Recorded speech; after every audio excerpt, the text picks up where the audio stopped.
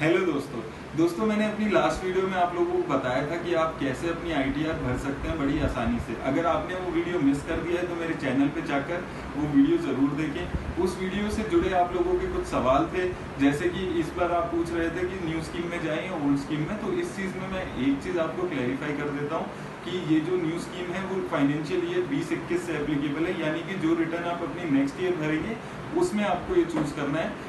इस बार की रिटर्न में आपको ये चीज़ नहीं दिखानी। और दूसरा सवाल आप लोगों का ये था कि हम नई स्कीम में जाएं या पुरानी स्कीम में ही रहें। तो आइए जान लेते हैं कि आपके लिए कौन सी स्कीम ज़्यादा बेनिफिशियल रहेगी। तो दोस्तों आइए इसमें सबसे पहले समझ लेते हैं ओल्ड टैक्स और न्यू टैक्स में क्या फ़र्क है। अभी हम बात कर रहे हैं resident individual who is of the age of less than 60 years और फॉर HUF। इसमें ध्यान रखने वाली बात यह है कि न्यू टैक्स में एक ही स्लैब रेट है सभी ग्रुप्स के लिए, वहीं पुराने वाले में 60 तक के लिए ये स्लैब था और 60 to 80 वालों के लिए 3 लाख तक का एग्जाम था और 80 प्लस के लिए 5 लाख तक का एग्जाम था। बाकी न्यू वाले में सबके लिए सेम है। तो आइए इसमें हम देख लेते हैं 2.5 लाख तक, इसमें भी दोनों में ही एग्जाम्प्ट है। अब मैंने इसमें 2 कॉलम बनाए हैं, एक आ रहा है 2.5 से 5 लाख नील और एक में आ रहा है 2.5 से 5 लाख 5%। तो ये काफ़ी लोगों का मेरे से सवाल था कि 2.5 से 5 हमें नील देना होता है या 5% देना होता है। तो मैं ये चीज़ इसमें क्लियर कर देता हूँ कि अगर आपकी total income net taxable income 5 lakh से कम है तो आपको कोई टैक्स नहीं देना है, और लेकिन अगर आपकी 5 लाख से ज़्यादा है तो आपको 2.5 लाख से 5 लाख के स्लैब में 5% टैक्स देना होता है। तो इस चीज़ का हमेशा ध्यान रखें अपना इनकम टैक्स कैलकुलेट करते हैं। तो अगर हम अब समझें नए टैक्स को, तो इसमें इन्होंने स्लैब रेट को और ज़्यादा रीडिफाइन कर दिया है। पहले हमारा 2.5 से 5% था, 5 से 10 20% था, लाख एंड अबव की इनकम पे 30% स्ट्रेट लगता था। लेकिन अब इन्होंने उसको और रिफाइन कर दिया है, 5 से 7.5 10% कर दिया है, 7.5 से 10 को 15% कर दिया है, 10 से 12.5 लाख में 20% कर दिया है, 12.5 से 15 लाख को 25% कर दिया, और 15 लाख एंड अबव के लिए 30% की ही रेट है, वो सेम है। 15 लाख एंड अबव दोनों के लिए सेम है। 15 लाख से ऊपर जो स्लैब है वो न्यू टैक्स में थोड़ा बेनिफिशियल दिखता है। लेकिन इसमें जो हमें और चीज़ें ध्यान रखने वाली है वो ये है कि इसमें काफ़ी सारी एग्जेम्पशंस ऐसी हैं जो हम ओल्ड टैक्स में ले पाते थे और नए टैक्स में नहीं ले पाते हैं। जैसे अगर हम बात करते हैं, पहले हमें 80C की सारी डिडक्शंस मिल जाती थी। 80C में आपका LIC प्रीमियम और बाकी इसमें कवर हो जाता है आपका ELSS और ये सब। तो अब नए वाले में ये आपको डिडक्शंस नहीं मिलेगी। ऐसे ही 80D यानी कि आपका मेडिकल इंश्योरेंस, वो भी इसमें आपको डिडक्शन अलाउ नहीं है।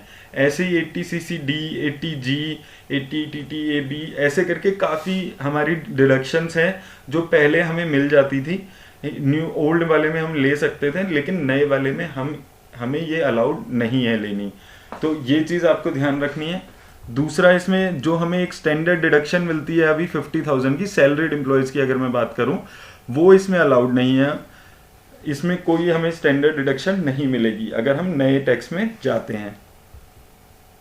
हाउस रेंट अलाउंस हमारे को इसमें नहीं अलाउड है, ये भी हमें ध्यान रखना है। अगर आप लोग हैं हाउस रेंट अलाउंस के लिए एग्जेम्पशंस ले रहे थे तो वो भी इसमें नए में अलाउड नहीं होगा। ऐसे लीव ट्रेवल अलाउंस भी इसमें अलाउड नहीं है।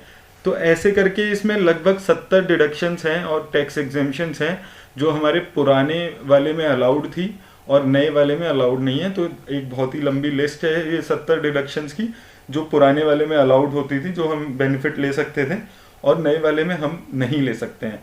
अब इसमें सबसे ज़रूरी सवाल आता है कि हम किस स्कीम को ऑप्ट करें, ओल्ड को ऑप्ट करें या न्यू को ऑप्ट करें। तो इसके लिए मैंने एक टेबल बनाई है आपको समझाने के लिए कि आप कैसे अलग अलग इनकम के हिसाब से कर सकते हैं इसको कैलकुलेट। तो दोस्तों इसमें मैंने अलग अलग इनकम के हिसाब से, अलग अलग डिडक्शन के हिसाब से 3-4 अलग टेबल बनाई है आपको समझाने के लिए कि आप कितना सेव कौन से टैक्स रेजाइम में करेंगे। अगर अब इसमें हम बात करते हैं, अब इसमें मैंने हाउस रेंट अलाउंस को कंसीडर नहीं किया है। आप अगर हम सैलरीड एम्प्लॉयज़ की बात कर रहे हैं, इसमें मैंने सैलरीड एम्प्लॉयज़ के हिसाब से ही इसको बनाया है।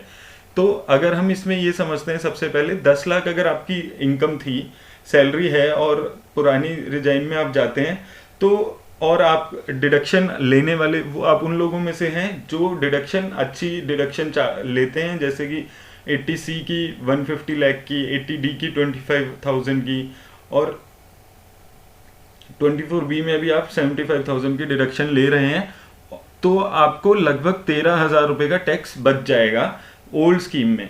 वहीं दूसरी तरफ अगर आपकी सेम 10 लाख की इनकम है लेकिन आप कोई डिडक्शंस नहीं लेते थे पहले, कोई आप डिडक्शंस का फ़ायदा नहीं उठा रहे थे, तो आपके लिए नई टैक्स रिजाइम अच्छा है, क्योंकि उसमें आपका 28,000 रुपये के लगभग का टैक्स बच जाएगा नए वाले में, अगर आप ऑप्ट करते हैं तो।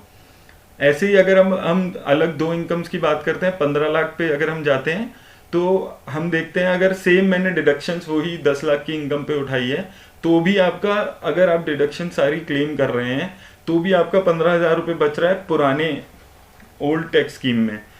वहीं अगर आप एक डिडक्शन मैंने इसमें सिर्फ कम की 75,000 रुपये की नए अपने 4th एग्जाम्पल में, तो हम देखते हैं कि इसमें अगर आपने एक डिडक्शन अपनी कम कर दी है तो आपकी सेविंग नए रिजाइम में हो जाती है, नई टैक्स स्कीम में हो जाती है।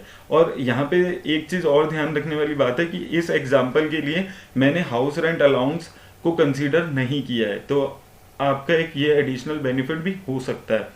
इन एग्जाम्पल्स को समझाने का मेरा पर्पस यही था कि आपको समझ आया होगा इसको देखकर कि अगर आप पहले भी अच्छी खासी डिडक्शंस क्लेम कर रहे थे तो आपको ज़्यादा बेनिफिशियल ओल्ड टैक्स में ही रहेगा, ना कि नए टैक्स में। और दूसरी चीज़ कि जैसे जैसे आपकी सैलरी बढ़ती जाएगी वैसे वैसे जो आपका इम्पैक्ट है वो भी थोड़ा बहुत कम होता जाएगा इसमें।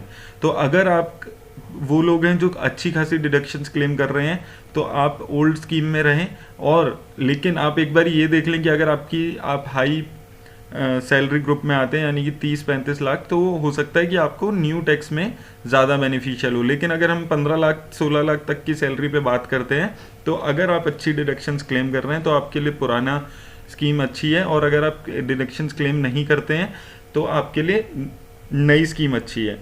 तो इन बातों का आप ध्यान रखें अपनी क्लेम करते हो। और सबसे ज़रूरी बात जिस पे आपको यहाँ पे ध्यान रखना है कि अगर आप एक बारी न्यू टैक्स वाले स्कीम में मूव हो जाते हैं तो आप उसके बाद किसी भी साल में ओल्ड स्कीम में मूव नहीं कर सकते हैं। दोस्तों उम्मीद करता हूँ आपको समझ आया होगा कि आपके लिए कौन सी स्कीम बेहतर है। आप अपनी रिटर्न फाइल करने से पहले अपना टैक्स कैलकुलेट करें और उसमें समझें कि आपके लिए कौन सा स्कीम ज़्यादा बेनिफिशियल है, और उसके बाद अपनी रिटर्न फाइल करें।